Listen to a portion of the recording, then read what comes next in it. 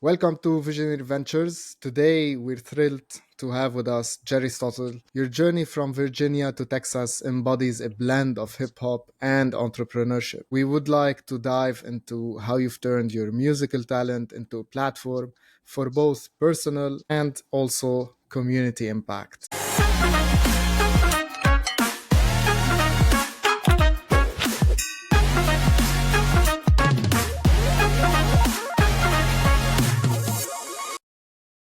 First of all, thank you so much for being here, Jeristotle. It's a pleasure to host you and connect with you on Visionary Ventures. For sure. I'm very excited to be here. I'm excited for the conversation we're going to have, and we'll see where it goes. So, reflecting on your move from Virginia to Texas, how has this transition influenced your creative output and personal outlook?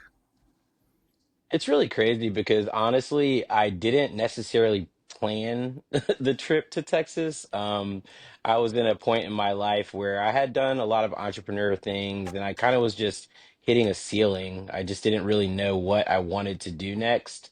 So, some of my friends were starting a food truck actually, and it so happened that one of my other friends had always wanted to be a chef on a food truck. I don't know why. It was one of his dreams, and I was kind of just driving across country, visiting friends.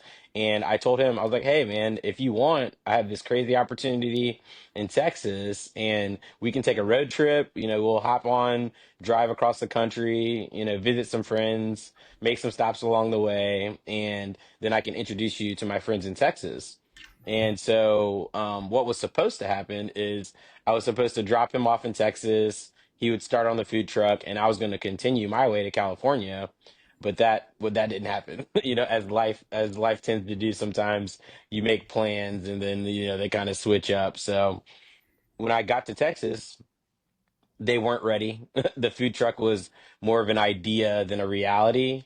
And they asked me, they were like, I had done a lot of business things online. They were like, would you consider helping us out, like getting started on this food truck? And I didn't necessarily want to, but they were my friends, and I was like, they could use the help, honestly. So I was like, you know what? 100%. I'll give you guys a year. I'll give you guys a year. And then, the food truck ended up being massively successful. We ended Oh, up wow. rolling that into a music venue. And 8 years later, I'm still here doing really fun business ventures with my friends. So, it worked out really well, but it wasn't necessarily the plan at first. What an interesting story, actually. Yeah. So, music often serves as a mirror to our inner world. Could you Mm. share how personal challenges have shaped your music? Oh yeah, I think the personal challenges of life are the heartbeat of my music, honestly. I feel that throughout my life, music has served as an outlet and a way for me to process what's going on in my life in a way that other people can connect with, and hopefully help them process what's going on in their life. And I feel like, much like journaling, I feel like when you make something with your emotions, it helps get them out of your body, and stops them from just bouncing around inside of you. You know what I mean? So I think that music is almost like a journal entry for a certain emotion or feeling or situation. So it really, I'm happy that other people like listening to it too, but it really is like therapeutic for me to just make it. I love the example and the analogy. Okay, nice. Yeah, I can relate to that even because once like music can help you change your state of mind, Mm, well-being. It's I believe it's all about frequency and energies and all of that at the end yep. of the day. But if you want to talk about it scientifically also you can. And it's really cool what you're doing, and we're going to get into the depths of how it's impacting the community and not only your personal expression. So, For sure. um, can you discuss a time when you felt overwhelmed by the industry? Like, how did you regain your footing, and what lesson did you learn uh, uh, from from that, like anything that you Y- can share. Yeah, so throughout my musical journey, I think every artist goes through this, and the successful ones are the ones that understand it, and I think the sometimes the unsuccessful ones are the ones that don't understand it. And basically what that is art is a two-way street. You have the artist as the creator, and then you have the consumer. And I Mm-hmm. think successful artists understand that there is a consumer and they work with the consumer. So when we first started making music, I was in a hip hop group, and it was all about creativity. It was all about making what we wanted to make. Mm-hmm. And that was the core of what we did. But at a certain point, we started doing shows, and you have to understand when you do a show, the show isn't for you. The show's for the people that are attending the show. And I think at that point, we really realized the nature of creativity and sharing your creativity. And I think that's where the industry part comes in. A lot of artists get stuck in just the creative part and don't really understand the commercial side of how they can share their art with, a wide group of people. Because when it comes down to it, the sustainable business model of creativity needs to be consumed by people in order to make it profitable. And I think that that's the part that is really missing for a lot of artists. And that's the part that we had to understand as a group when we first started. And I definitely have to understand now as a creative entrepreneur is that you have to understand what value are you providing to your audience. And that works with a creative business or just a regular business, is Exactly. you have to provide value or you're doing your fans or customers a disservice. I love that. And what kind of value are you bringing in, and how did you match it with your audience? Like, how did you understand what kind of problems do they have or something they're looking for? Right. And that's, I think, one of the tricky parts of music is you think you're just creating the music, the words, the rhythm, the lyrics, but when it really comes down to it, you're creating a feeling for the person that's listening to it. And I Hmm. think that the key to the value is in that feeling that you're giving them. So if you put yourself in the shoes of the listener, and you're making a song, like what are they going to be feeling when they listen to that song?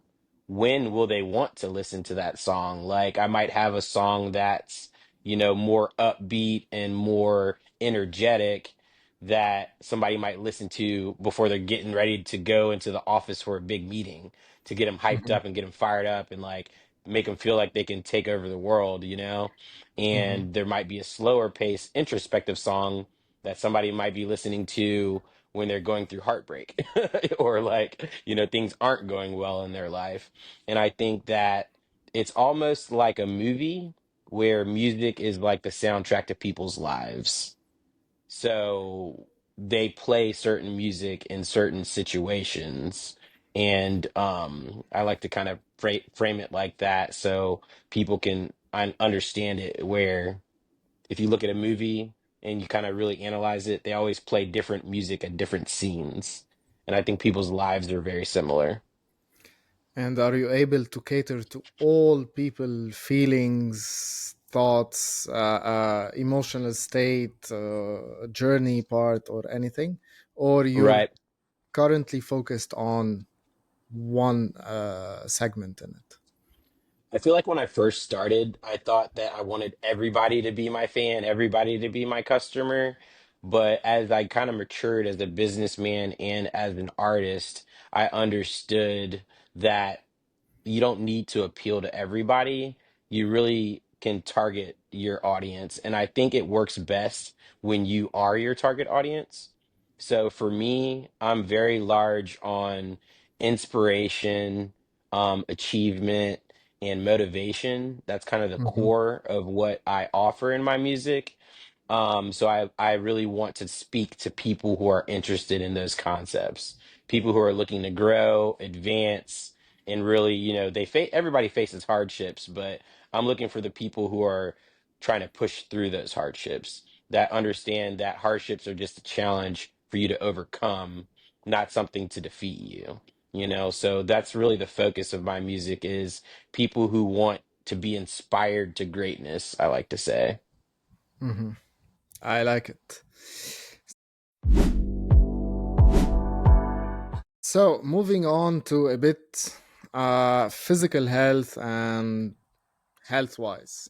Maintaining peak physical condition is crucial for a performing artist, right? So, what Yep. routines do you follow to stay performance ready? I really think that over time, I've understood that a healthy body is a healthy mind. There really isn't a lot of difference when you increase your peak And conditioning and the physically. Oh, go healthy ahead. and the healthy mind is a healthy life, right? Exactly, exactly. So I really think that it's like the full picture of health is what I'm aiming for, not just one or the other. So, me personally, I've developed routines. I used to fight routines when I was younger, just because, I wanted to do whatever I wanted, whenever I wanted, and that sounds good on paper, but it doesn't lead you to the goals that you want in actuality. So, over time, I've understood that. Like I think Jocko Willink says that discipline is freedom. So you Hmm. actually get freedom through your routines and your discipline that you put on yourself. So for me personally, very structured morning routine, wake up, meditate, journal, journal in my bed so I don't have an excuse not to do it. Get up, do yoga for at least like 10 minutes, 15 minutes to work on my flexibility because I work in a chair most of the time on the computer. So, it's good to get that flexibility going. After that, I'll go to the gym, do a little bit of cardio to start, and then I'll lift weights a little bit, and then I'll come back and then I'll start my day. I love it. I love it. And you reminded me. After this episode, I'm heading to the gym. I'm gonna do some flexibility movements, some yoga, Yeah. and lift some Especially weights. as you get older, you have to do it, man. Like Yeah, in if the our body 30s, doesn't, we start to feel it, right? yeah, yeah, for sure, for sure. And how do you balance between late nights at the studio and your need for physical wellness? I'm honestly, I don't spend a lot of late nights at the studio. I try to treat it my creativity like a job. There are a lot of producers that love working at late nights, so when that happens, that just Exactly. happens. It's And known to be like a yeah, night thingy, and yeah, a nightlife. Yep, yep. And when it comes down to it, I tell myself, well, if you want to be up late, you still got to get up early. So you choose wisely. You what still have about things to do. performing? Well, when it comes to performing, I mean, it's kind of the same thing as being in the studio session, but there's a little more community involved. There's a little more energy involved, but I kind of treat it the same. Like my mornings are my mornings, my nights are my nights, and what I do at night can't affect what I do in the morning. Like if I lose some sleep, that's part of the job, but you still got to get up, still got to go to the gym, still got to do your morning routine to keep the consistency. Obviously, I'm not 100% perfect. I'm not trying to paint that picture. Some days it doesn't But work you're not out, giving but but you're not giving yourself the freedom to have the mental excuses, right? yeah, it's there isn't a decision to be made. I took this from Kobe Bryant. He's like I don't negotiate with myself. He's like you decided what you wanted, you decided what it took to get there, and your job is to do it. Like it's my job to do the things that I agreed with myself that I'm gonna do. And I feel like whatever you do gets stronger. So if you say I'll do this later, that muscle gets stronger in you. Like Hmm. you'll keep doing things later. If you say, I'm just going to do it regardless of how I'm feeling, that muscle gets stronger. So every decision you make builds character in one way or the other. Now, do you want to be a person that says you're going to do one thing and then doesn't do it? Or do you want to be a person that says you're going to do a thing and then does it? And like, say I stayed out late and I go to the gym and my workout sucks, like I'm not super energetic and it's not my best performance, but I still went to the gym. You see what I'm Hmm. saying? I don't Hmm. measure myself necessarily on having to be the best every single time I do something, but I need But to to show up. do it, yeah, show up. Yeah. Showing up is truly essential, I believe, in Yep. showing up. But how do you keep this level of push and accountability and self control at the same time? Because everyone passes through phases where you're a bit low, you're a bit in a bad mood, your body is tired. You know this. Yep. It's part of it. And how do you really fight it? And how do you keep showing up? So I think the key is to understand that everything is opposite what you think it is. People think that motivation is required to take action, and I believe the opposite. I think that when you take action, you get motivation. So I don't think I need to feel like doing it. I think that when I do it, I'll feel like doing it. You know what I mean? Because like I like to joke with my friends. I'm like they're like I go to the gym, they work out, and like some of my friends like to party, you know, that music scene life. And they're like, why do you like working out and all that stuff? I'm like, well, did you know that when you work out, you get free drugs in your body? Like your body Exactly. produces like free feel good, you know? And I've Hmm. noticed that when I don't work out, my mood is impacted. Like I don't feel as good during the day, and it's just like selfishly I want to feel good, so that's why I go. You know, and it's not a decision before that because my mind before that wants to talk me out of it, but if I do it, there's a 99.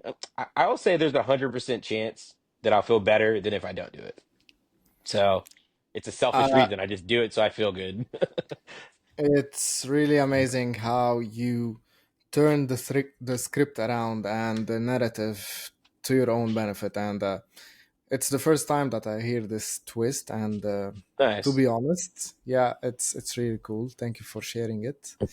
For Moving a sure, bit. for sure. And that's one of the things I do, honestly, is like I think that we control the narrative of our lives, and you might as well make it one that's in your benefit. 100%. Yeah. Yeah. Moving a bit towards spirituality and philosophical beliefs. So, can you talk about how your spiritual beliefs are reflected in your music?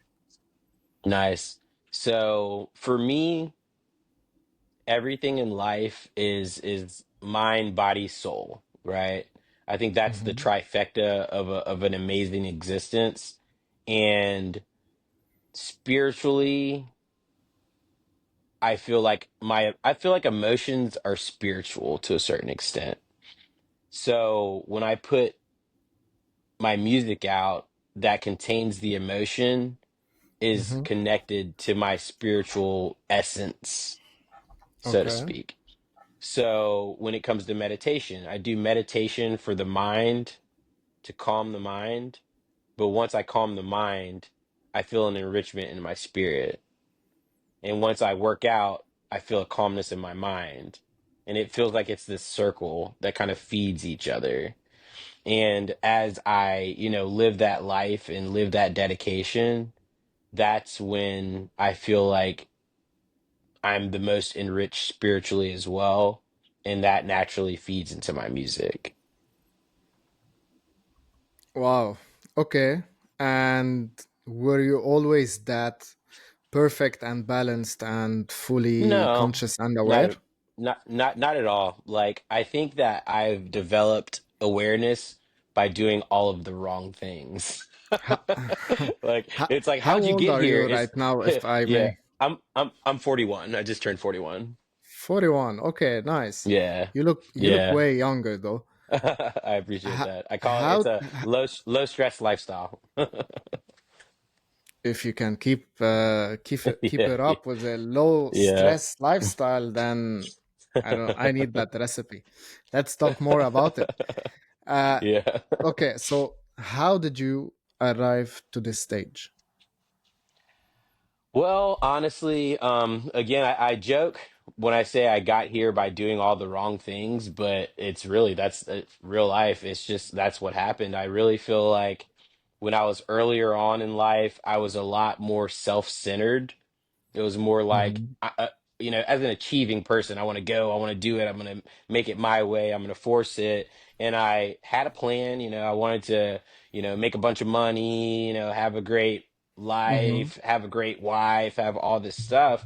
And I realized that, I mean, through having that, achieving that at 30, I achieved everything that I wanted to achieve in life. I was sitting there, I had what I had planned on At having. And 30, you got yeah, everything that you that envisioned I and planned. yeah, as a child, as a young person, before college, I was like, I What are want this, I want those? that. What were these Uh, dreams? I wanted Can you to share make I some wanted to make a examples? yeah, so I didn't grow up rich, so I thought $100,000 a year was like the most money in the world. So I was like, I want to make $100,000 a year. I want to have a hot wife. I want to have like be able to party whenever I want to, have fun with my friends, and do all this stuff. I want to work for myself. Okay. And then those are kind of the top points. Mm-hmm. And I had all of those things, and Okay. I had them, and then I realized that I still wasn't happy. Yeah. And that was like a very humbling experience. I'm like, why am I not happy? I don't understand. Like I have all these things that I wanted, but from that experience I learned that I wanted those things with my head, my mind, because I thought I should have them and I thought that's what people would be a great life, but I Mm-hmm. didn't have those things with my heart. It's not Okay. how I wanted it. I wasn't driving with my emotional core, honestly. I wasn't really big on emotions. I thought emotions were a waste of time. I was Mm-hmm. like, emotions for what? If you're sad, who cares? It doesn't matter. It's not going to help you get what you want if you just live there. And I still, feel like you shouldn't be controlled by your emotions, but I do think that your emotions are a compass. They like point you in a Okay. direction, so when you're feeling bad, there's a reason you're feeling bad and you need to look at that. And what was the turning point or the trigger that made you do this flip in the narrative and scenario, and kind of we can call it an awakening, or Yeah, uh, I don't know. right. Tell me more about So it. the first start was when I achieved and realized I wasn't happy. And I wasn't very satisfied with that. And I was That was what else 11 is years it? ago. Yeah, that was about 11 years ago. And I was like, well, what, like, and that began, we can call it the descent into darkness. Like, so once I hit that Okay, point, I felt your I was battle. like, yeah, yeah, right. Like that's funny that you say that. When I was earlier in my hip hop career, when I was about like 26, I had a day job and I had my hip hop career with my partner. So I was like, by day I'm Bruce Wayne, by night I'm Batman, doing like I really that's like that was my analogy. So that's Yeah. really funny that you say that. But yeah, so at like 30, I realized that I had what I thought I wanted, but it wasn't making me happy. And Mm-hmm. then things started unraveling. My relationship fell apart. My hip hop group partner, this is the main trigger, really. My hip hop group partner, we're seeing a lot of success. We're performing really big shows. We opened up for an artist named Pusha T. I don't know if you know, but he's a pretty big hip hop artist in the States. And we played in front of 15,000 people at his show. We were opening for him. They weren't our fans, they were his fans, but that was the most people we had ever played for. So that was Nice. like, oh man, it's really working. And then fast Mm-hmm. forward like 3 months later, he ended up having a child with the girl he was with. And from there, that's when things really changed for him. And his family was like, everybody was supporting him doing music. But once he had a child, they were like, what are you doing?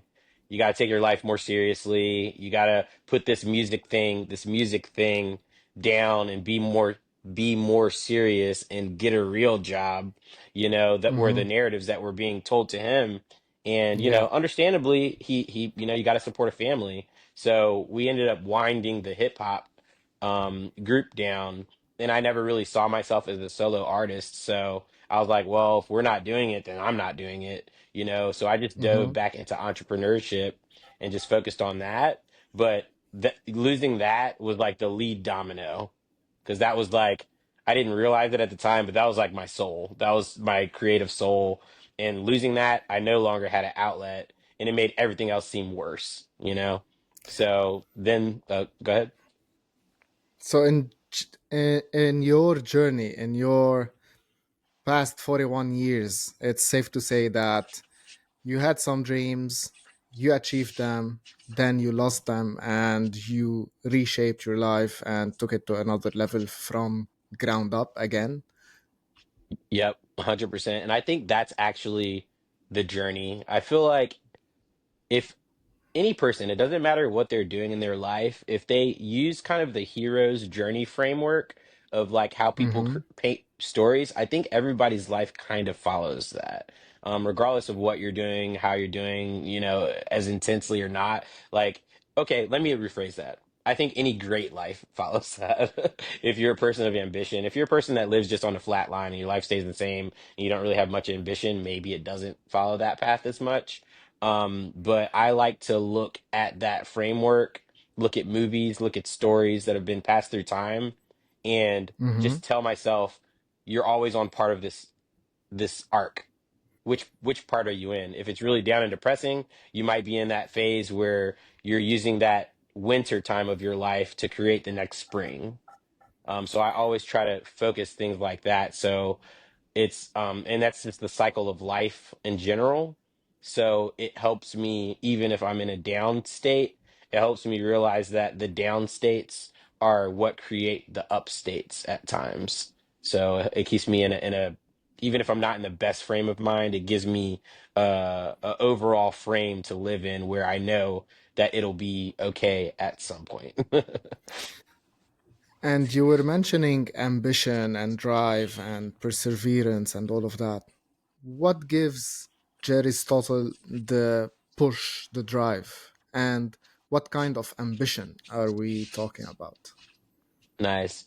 I feel like my drive comes from my fears, really. Mm-hmm. Very early on in life, I think I had a fear, and this is retrospect, I didn't know any of this along the path, but earlier on in life, I think I had a fear of not being good enough.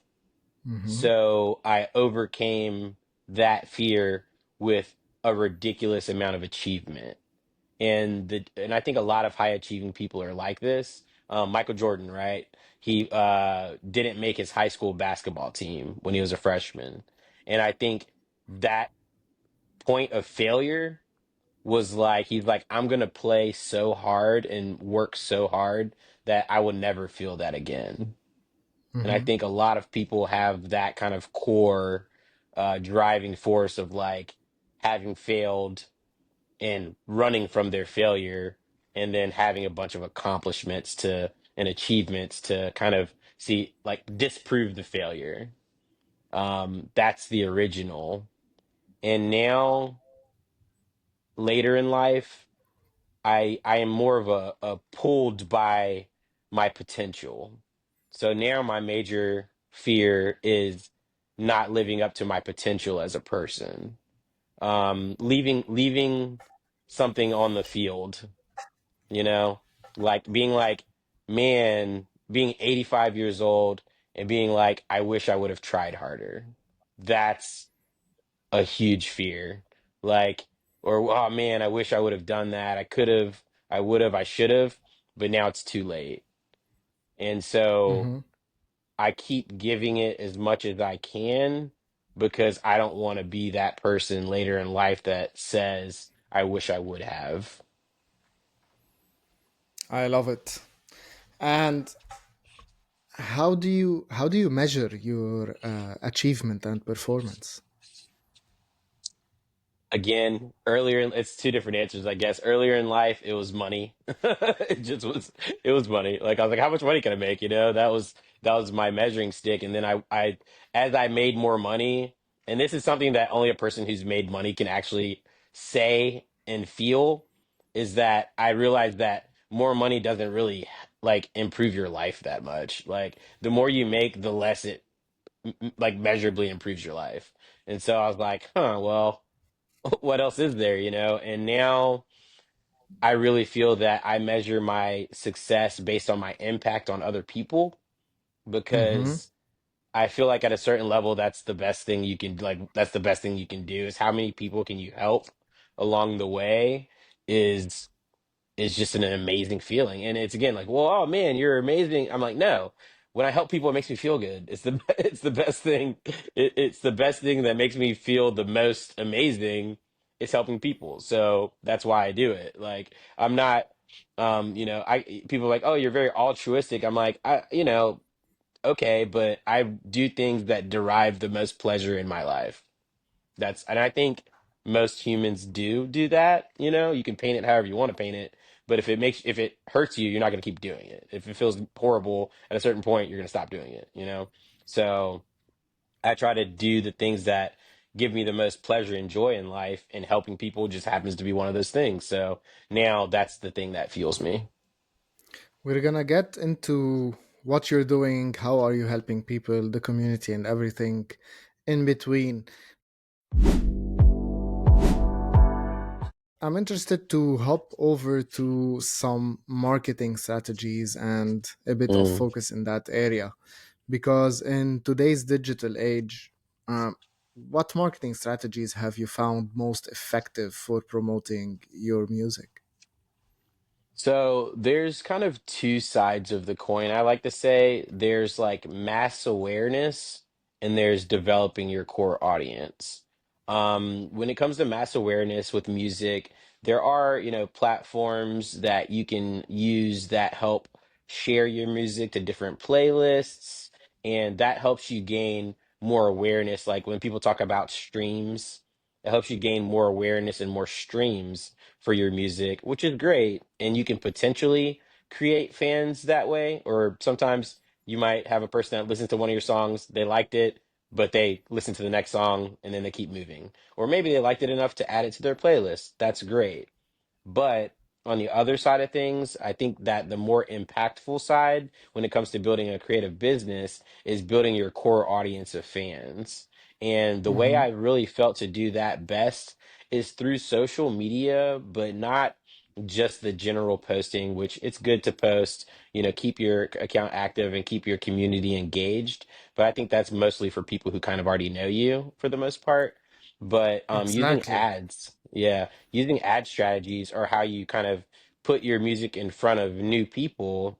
And what's really cool is through targeting, you can find artists that you're similar to, you know, and then literally that are way more famous than you, obviously, and literally put your music in front of those fans directly. Hmm. So I've run a lot of different tests right now. I've used Eminem, he's a famous artist. I've used Jadakiss, he's a more famous artist in New York. And I test my music like, hey, my name's Jeristotle, listen to this new song, and boom, people listen to it. They start engaging with it. They're just like, oh, and I'm like, well, if you like that, click this link and I'll give you a free album, right? And then that's my Right. funnel to develop. Oh, these people care enough to want my music to put their email Hmm. address in, and then from there, they're in my ecosystem, you know. And everything I do is kind of based on that 1,000 true fans model. I don't know if you've ever heard of that. Yeah. Is a guy named Kevin Kelly or something, I think his name is. Um, And it's like, yeah, he's like basically, and he reading that article changed my whole view on how creativity can work commercially. He's like, everybody's trying to get 1 million followers when all you need is 1,000 fans and 1,000 true fans. And how he defined that is 1,000 true fans are people who like what you do enough to give you $100 a year. And if you have 1,000 people who can give you $100 a year, that's $100,000 a year on your creative business. And I'm like, huh. So I think a key to creative success is actually thinking smaller, not thinking larger. and these 1,000 fans, they're your brand's advocates, and they will Exactly. refer people back to you. They will tell everyone around them about you, and this is the the end of the funnel, and this is the end of the consumer behavior, and it's amazing if you can reach it. It's really good, it's really important. But I'm interested, like you said, sales funnel, you were talking about ad strategy, having some digital marketing background. How did you learn all of that? Okay, so my Bruce Wayne days, I'm a computer person, so I was an IT guy and a web developer. So when I started my Okay. freelance career, when I said I dove into entrepreneurship, that was me freelancing, and I was a freelance web developer for a very, very long time. I still do it kind of on the side every once in a while. But that led me to businesses wanting me to help them build their website. And then they're like, awesome, this website's amazing. How do I get people to it? Because like people think that if you build it, they will come. Yeah, But that's just not how it works, right? So that's what kind of led me more into the digital marketing arena of, okay, how do you get people to your website? And what do you want them to do when they get there? And I dove into that very heavily. And that really actually influenced my music career too, because I was like, I feel like musicians and artists in general don't naturally, one, they don't even want to do digital marketing, like most of them don't. And then two, they don't understand how it correlates with their business or their creative business or their creativity. But I got to see both sides of the fence. I think one of my gifts and my curses is I'm left-brained and right-brained. So that kind of it gets me into trouble a lot of times because I'm like tug of war with myself. But now that I've kind of coalesced that into uh, existence that doesn't fight itself, it works really, really to my benefit. So I really feel like that helped me create a cohesive strategy with my creativity. I love it. Yeah, that's really nice because like like you said, it wasn't your field, but you got into it and you understood marketing and especially digital marketing. And talking about 1,000 fans and talking about social media and marketing and all of that, how do you make sure that you're not just selling music and you're really building genuine connections with your fans? That's a great, great question. I feel that one of the biggest things that I've understood, or I'm beginning to understand, I like to call myself a student of life. So I'm not the We're all teacher, I'm just students for learning. life. Yeah. We, And I feel, yeah, if you stop learning for one day, then you're dead. exactly. I feel like the people that think that they're not learning still, I don't necessarily want to hang out with those people because they become just kind of like crazy and charged and they just want to drive their point home and not necessarily listen and learn and collaborate. That's not my type of person. But I think the one thing that I've really, really understood and I'm always understanding more is the power of story. Hmm. And when I first started, I really thought it was more about my story. Here's Hmm. who I am. Here's who, this is why my journey, and this is why you should pay attention. And Hmm. I think that that is important. You should develop that. But in reality, to be the most successful, you need to understand that every listener is the hero in their own story. Not Okay. in, they don't want to be a fan of your story. And How how do you can your translate that? and I think I translate that more into making it about connection and empowering than just Hmm. about listen to my music. Me. I'm the And greatest, you know? and how do you connect on that level with your audience? I think empathy is a big reason, a big way. Like a lot of times with people on my email list, I'm like, hey, how are you guys doing today? What are you going through? What creative projects do you have? What struggles are you facing? And I think that that opens up the door to a two-way communication, key Mhm. communication, and collaboration. Those are two very strong words for me. And it makes it not just about me. It's about building a community. I see um, my brand as a campfire that I'm inviting other people to sit around, and then we all just hang out and tell stories. Share the warmth of that campfire. Super inspiring. And I would like to understand it a bit further. Like, could you share a successful campaign or tactic that significantly boosted your audience engagement? And That's a good one. can we quantify it maybe a bit? Yeah, for sure. So let's see. So one of the key driving forces of the music when I first launched it, when I first created my first solo album, I created a campaign called the Golden Key campaign. And what I did with that was I made my album and then I put it on a limited edition Golden Key USB and then I gave it out for free. So, and it was like free plus shipping. You just pay shipping and you get it kind of deal. So what I did with that is I had a launch party. I invited, and I did this on my 40th birthday party. So I had a launch party. I invited a bunch of my friends from all over the country, and then I surprised them with this Golden Key USB. And they were just like, "What? You're giving me a gift on your birthday?" And I'm like, "Yeah, definitely, man. Just here you go." And so they got to take it home. They loved it. They were so excited about it, and that naturally fed them into telling other people and their friends about it. And in the package, I included a QR code where you can give that to anybody, and they can also get a free key. But with that QR code, it went to my website, same funnel. Hey, is my first album. If you want to get that key, put your email address in and I'll go ahead and ship it to you. Also ran that same campaign on Facebook and Instagram. And people were like, "What? You're giving it out for free? That's crazy." But for me, it was about the excitement and the exposure of offering that to people. So for my birthday, I gave out about 150 that for the people that visited the party. And then from the campaign, fast forward about 6 months, I ended up giving out and shipping out 2,000 additional keys. And that's a campaign that is consistently running. That's like my Nice. main core offer as an introduction to me as a brand. I want to give you a gift instead of asking you to buy something. It's like, hey, this is what we're doing here.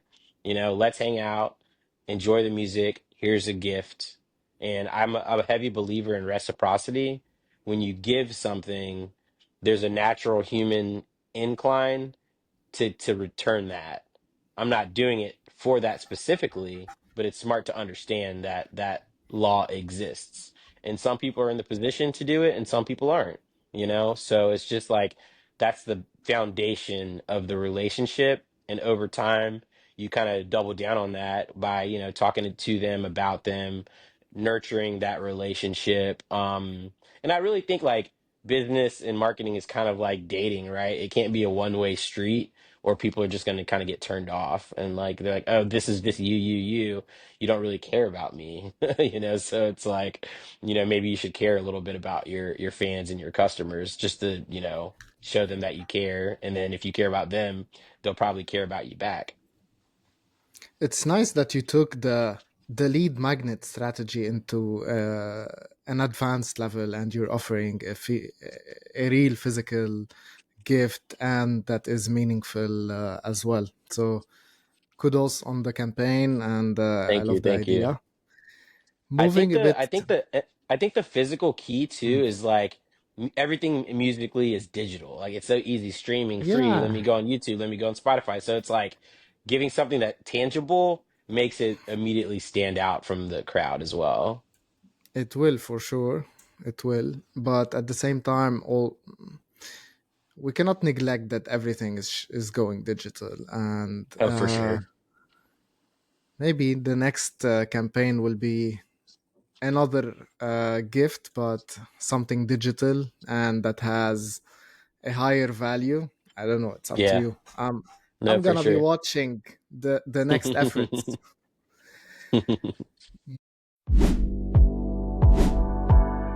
Moving a bit towards the business and the community and everything that you've done, like you were talking about your entrepreneurship journey, freelancing, website dev, I don't know what.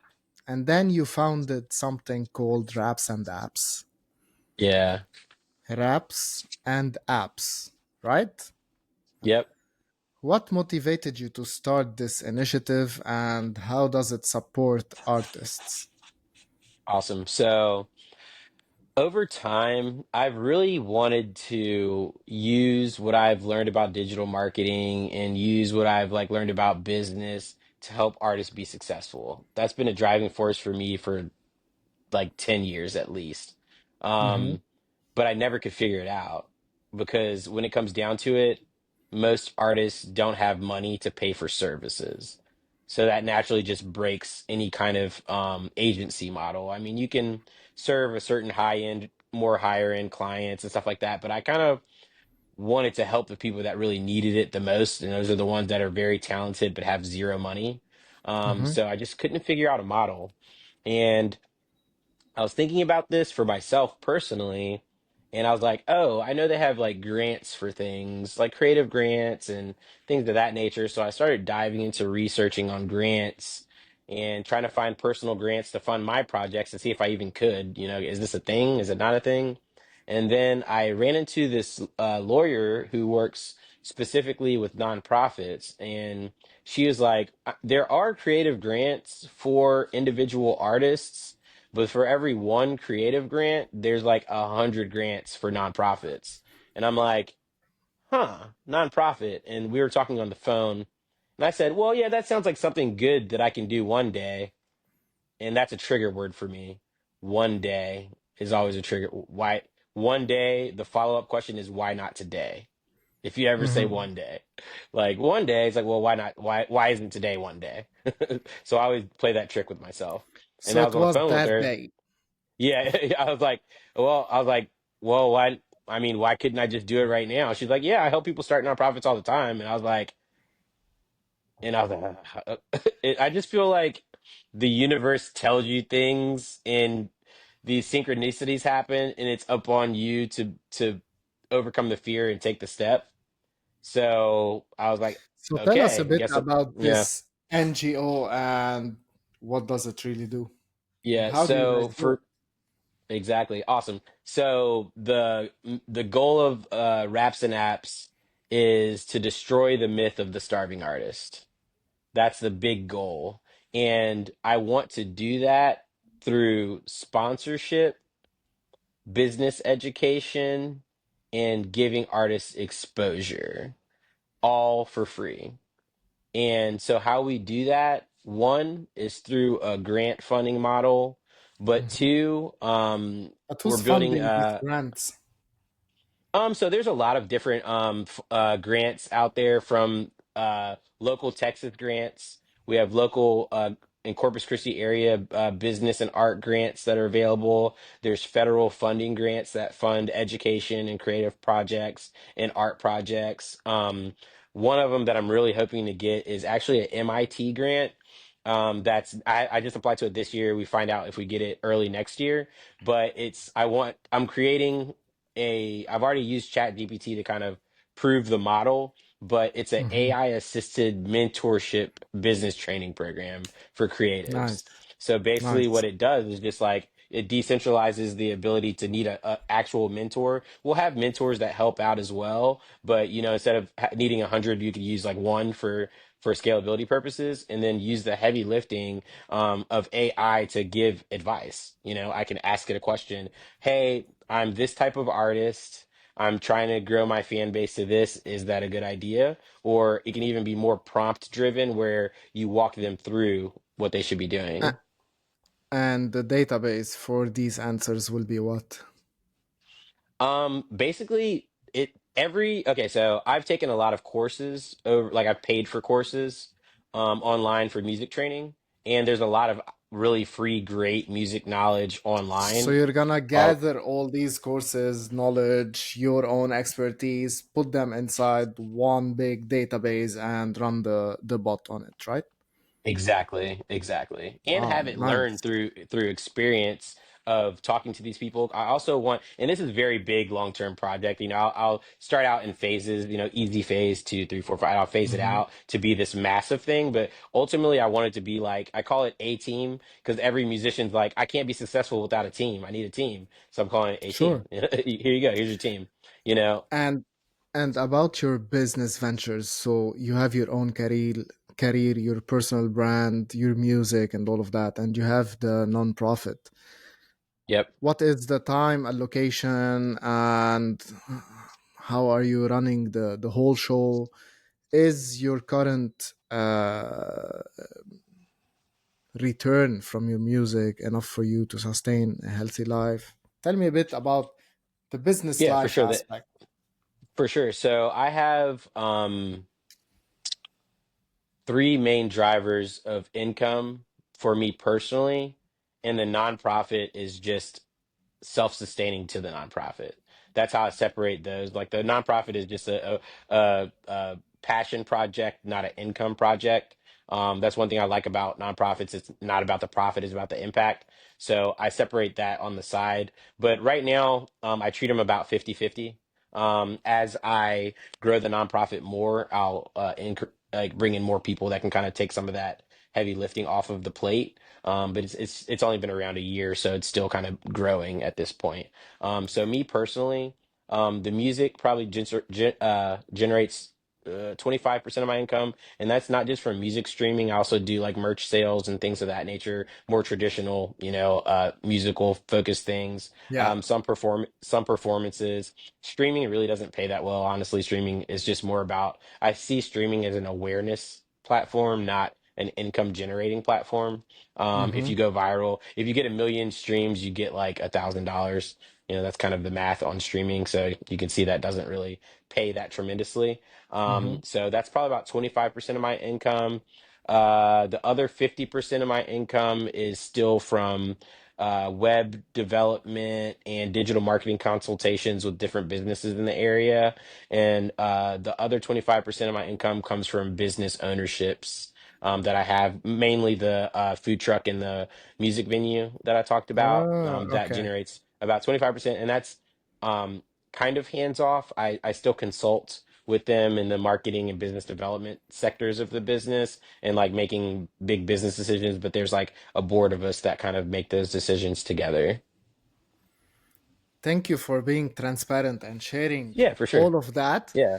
And I know, Yeah. like, in 2024, going in 2025 soon, we don't really like to label people anymore, and it's badly perceived. But if we are to label Jeristotle, is he an artist? Is he an entrepreneur? Is he a philanthropist?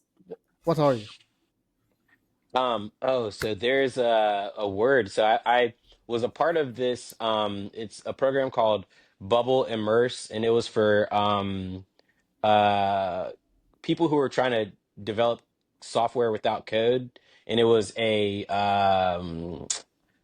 like a cohort program where there was like 15 people. You develop an idea, you build it on the Bubble no code platform, and you present it at the end of the cohort. And I ended up winning it, and I won like $5,000. It wasn't much, but it was just like a fun thing to do.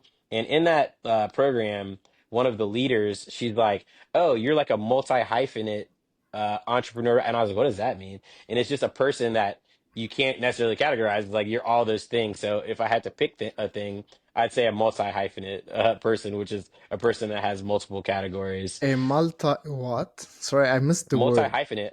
Multi hyphenate. Hyphenate? Yeah, I had never heard that word before. Yeah. It's like multi dash hyphenate, and it's a person that does a lot of things. I used to be really into philosophy and like early in college, and I read like some Frederick Nietzsche. And I can't never say that Mm, right, but he Nietzsche. also talked about like the concept of a Ubermensch, like a Superman, a person who can do all sorts of things, and you have the idea of a Renaissance man. So I really see myself in that kind of role, not in a glorified, I'm the ultimate awesome human being. I just can't do one thing and be happy. So I do a lot of things. I really think that I kind of naturally have a lot of energy. So if I'm not utilizing that energy in ways that benefit my life, I'm very creative at finding ways to self-destruct as well. So I make sure that I'm always Yeah, spending that energy wisely, or it'll get spent in a non-wise way. sounds great, to be honest.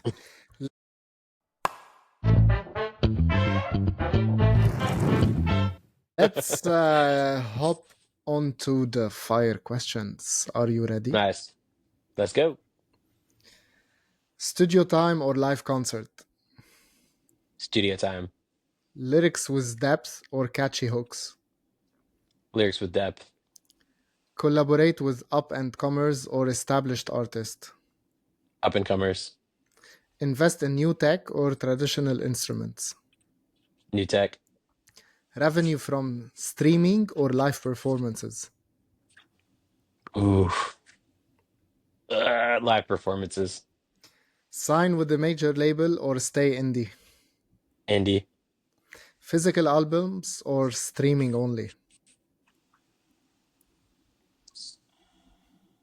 Physical albums. Drop singles or full albums? Singles. Play at small intimate venues or large arenas? Small intimate venues. Focus on local fan base or global reach? Global reach. And that's it. You were great, Nice. Jeristotle. Thank you so I much. appreciate it. It's Thank been you, man. fun. This is great. It's been fantastic hearing about your journey and insights. For listeners wanting to dive deeper into your music or support raps and apps, where can they connect with you and your work? Awesome. So everything, every social is at it's Jeristotle. That's ITSJERISTOTLE. You can play that back slowly if I talk too fast. And you can go to jeristotle.com to connect with me directly. And we're gonna also write them in the description. Thank you for joining Perfect. us on Visionary Ventures. It's artists like you who inspire us to pursue our passions relentlessly and make a difference while doing so. Thank you so much. I wish you all Awesome. the Thank you. best.